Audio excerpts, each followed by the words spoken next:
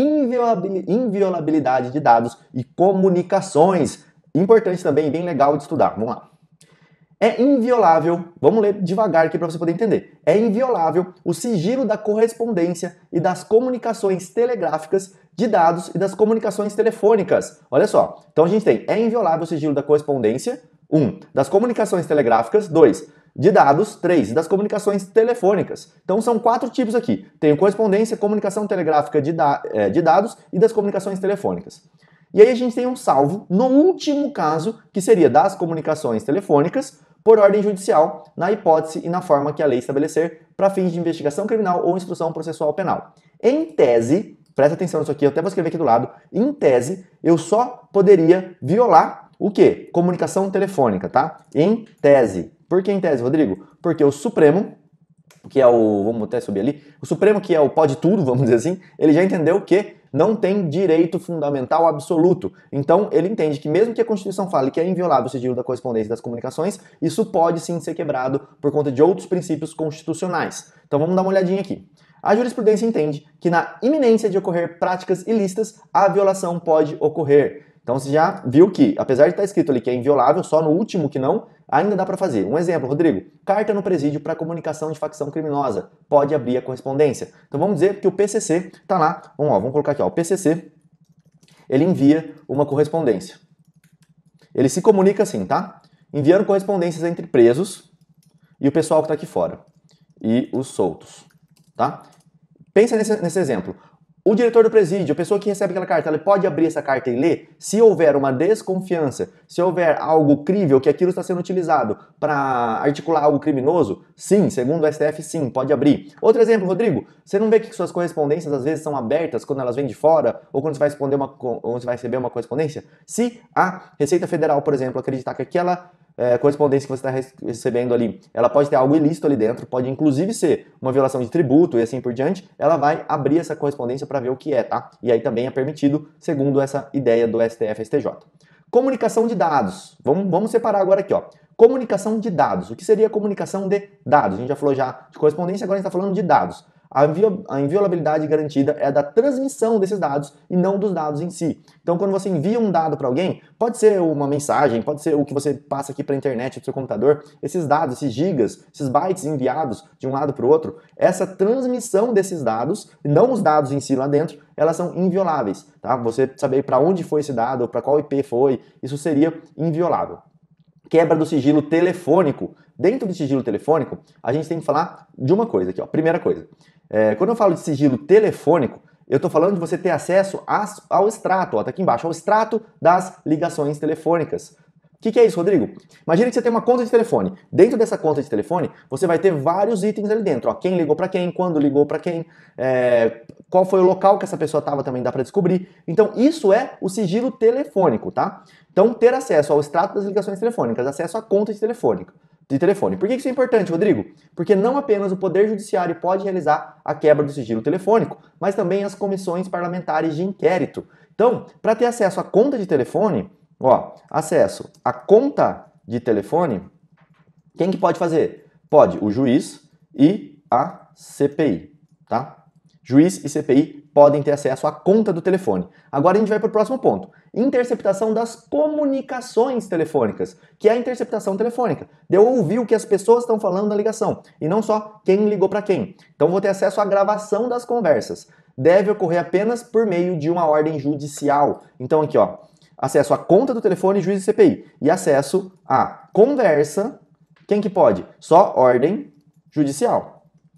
Beleza? Só ordem judicial. E aí vai ter requisitos. Quais são os requisitos? Presentes lá na Constituição.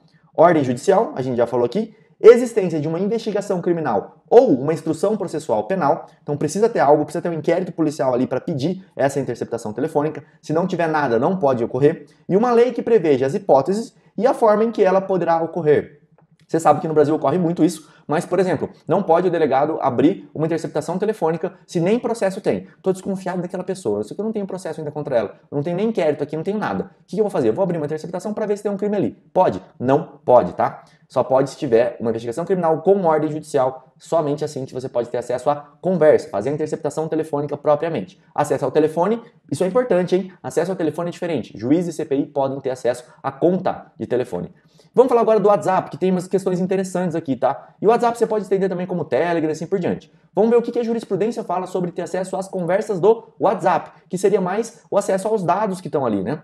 Lembra que eu te falei? É a transmissão de dados que é proibido você interceptar, você não pode pegar essa transmissão no meio do caminho, olhar o dado é outra coisa. É necessária prévia autorização judicial. Então a gente tem 3 pontos aqui, antes de eu começar a ler, a gente tem 3 pontos sobre o WhatsApp importantes, que são jurisprudências, tá? Ou seja, é um entendimento que pode alterar, mas essas são as situações que já chegaram ao Poder Judiciário. É necessária prévia autorização judicial para que a autoridade policial possa ter acesso ao WhatsApp de pessoa que foi presa em flagrante delito? Então, olha a situação primeira. Alguém foi preso em flagrante delito, foi lá e pegou o celular dessa pessoa, eu posso acessar o WhatsApp e olhar as conversas sem autorização judicial? Vamos ver qual foi a decisão que houve, ó. Sem prévia autorização judicial, são nulas as provas obtidas pela polícia por meio de extração de dados e de conversas registradas no WhatsApp presente no celular do suposto autor do fato delituoso, ainda que o aparelho tenha sido apreendido no momento da prisão em flagrante. Essa foi uma decisão do STJ da 6ª turma de 2016, tá? Então olha só que legal, são nulas. Vou até colocar maiúsculo aqui para o material ficar completinho. Nulas, tá? Não pode. Então vamos ver a segunda jurisprudência aqui. Delegado que acessa a conversa do WhatsApp de vítima morta com autorização da esposa do falecido, pode ou não pode? Então o delegado, ele pegou o WhatsApp de uma pessoa que morreu lá num crime de homicídio, da vítima, hein? Não é do réu aqui no caso, e a esposa falou, pode entrar, pode olhar o WhatsApp dele. Isso pode ou não pode? O que decidiu o STJ também na 6ª turma? Ó.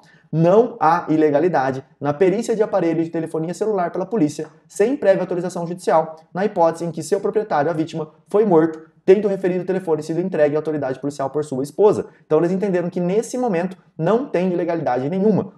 Olha só, a cabeça, é a vítima, não estou falando do réu, tá? E outra, foi a esposa que entregou, a vítima já estava morta. Então eles entendem que aí não tem problema olhar as conversas do WhatsApp, tá? Isso está no informativo número 617. Agora vamos para o último caso que eu quero falar com vocês de WhatsApp, que é o seguinte. Acesso ao WhatsApp de aparelho celular coletado em busca e apreensão. Então tem uma ordem de busca e apreensão do juiz, e aí imagina, vamos pensar aqui, vamos ligar as coisas, ele pode entrar em que horário dentro da casa para fazer essa busca e apreensão? Somente de dia. Então foi lá a polícia de dia, entrou, pegou o aparelho celular daquela pessoa e tinha uma autorização através de uma busca e apreensão autorizada por juiz. Posso acessar o WhatsApp? Sim ou não? Se o telefone celular foi apreendido em busca e apreensão determinada por decisão judicial, não há óbice para que a autoridade policial acesse o conteúdo armazenado no aparelho, inclusive as conversas de WhatsApp. Então vamos parar aqui, ó, para a gente poder colocar essa parte aqui em maiúsculo. Ó. Não há óbice, tá? Não há óbice para que a autoridade policial acesse o conteúdo armazenado. Esse foi o entendimento do STJ 5ª turma de 2017. Isso pode alterar? Pode, tá? Mas entenda que para a tua prova é assim. Para análise e a utilização desses dados armazenados no celular, não é necessária nova autorização judicial. A ordem de busca e apreensão determinada já é suficiente para permitir o acesso aos dados dos aparelhos celulares apreendidos. Essa foi a decisão. Deixa eu só contar uma curiosidadezinha rapidinha aqui para vocês, que é o seguinte. Uma das vezes que eu fui para os Estados Unidos, eu fui assistir um julgamento. E no julgamento que eu fui assistir, era justamente essa questão que eles estavam discutindo. Se podia ou não utilizar os vídeos que estavam constantes dentro do celular. Porém, a questão ali era um pouquinho diferente. Eles pegaram o digital do preso, colocaram no celular e destravaram o celular naquela época. Como se fosse hoje em dia o FaceTime, o FaceTime mesmo, que você destrava através da sua face, do seu rosto, aí você pega o celular e coloca na frente do preso para ele destravar, para você poder ter acesso às conversas. Como o preso lá falava que não deu essa autorização e que eles forçaram isso, o que aconteceu? Lá foi entendido nesse dia que isso também não poderia ser feito, não poderia ter acesso através dessa forma, porque seria ilegal. Só uma curiosidade para vocês, vai que alguém pergunte alguma coisa no sentido, eu quero que vocês saibam raciocinar sobre esse ponto.